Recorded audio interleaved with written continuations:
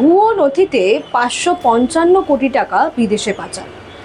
নমস্কার, কলকাতা টিভিতে আপনাদের সকলকে স্বাগত জানাচ্ছি। সঙ্গে রয়েছি আমি তনুকা।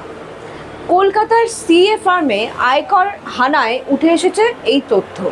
কলকাতার বুকে কিন্তু বড়সড় আর্থিক কেলেঙ্কারির অভিযোগ উঠছে এবং ভুয়ো নথি ও সেল সংস্থার মাধ্যমে বিদেশে পাচার হচ্ছিল হয়েছে এখনো পর্যন্ত ৫৫৫ কোটি টাকারও বেশি টাকা। এমনই অভিযোগের ভিত্তিতে ফুলবাগানের কাকুরগাছির একটি চার্টার্ড অ্যাকাউন্টেন্ট ফার্মে হানা দেয় আয়কর দপ্তর। আর সেই অভিযানে উঠে এসেছে একের পর এক তথ্য।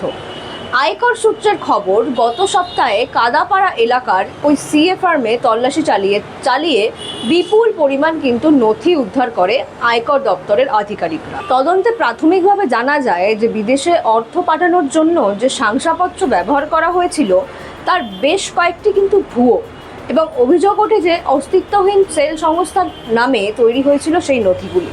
এবং তদন্তকারীদের দাবি, এই ফার্মের দায়িত্বে থাকা ভাই এবং বোন দুজনেই কিন্তু চার্টার্ড অ্যাকাউন্টেন্ট, এবং জেরার মুখে তারা নাকি স্বীকারও করেছেন প্রয়োজনীয় বুক অফ অ্যাকাউন্টস বা আর্থিক নথি যাচাই না করেই কিন্তু শংসাপত্র ইস্যু করছিলেন তারা। এবং সেই ভুয়ো শংসাপত্রের দ্বারাই কিন্তু 2021 থেকে 2026 সালের মধ্যে বিদেশে পাঠানো হয়েছে প্রায় ৫৫৫ কোটি ৪৪ লক্ষ টাকারও বেশি টাকা।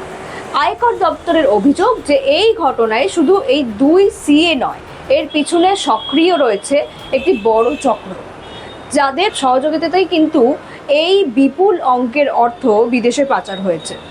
ইতিমধ্যেই কিন্তু ফুলবাগান থানায় লিখিত অভিযোগ দায়ের করা হয়েছে এবং তদন্ত শুরু করেছে পুলিশও।